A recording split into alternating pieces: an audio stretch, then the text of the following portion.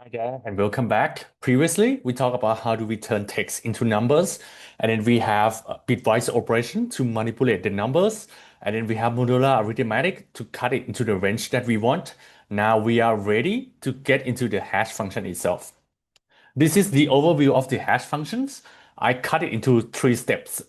Prepare the input or ingredients, and then we cooking it. It's a compression function. This is the hardest one, and then we output it. Okay, let's start with the prepare inputs. I want you to imagine as you are cooking something and then you have ingredients and you need to cut the material, the ingredients into 512 bits because our ovens is only fit that size of number. And this is required for the hash function that the input of the hash function need to cut into the 512 bits. So our step is that we turn the message, the text into the binary numbers, and then we add one at the end, and then we add a lot of zeros, and then we left for the 64 bits, and then we add the length of the message, and then we get the 512 bits. Let's see the example. And this is the hello words, and then we get 40 bits, and then we add one at the end, and then we add 407 zeros. That's a lot of zeros. And now we have 440 bits. And now we still have 46 left, which is what we want. We see the length of hello, it's 40 bits. So now we put this 40 into the binary format, and then we add the rest of the zero.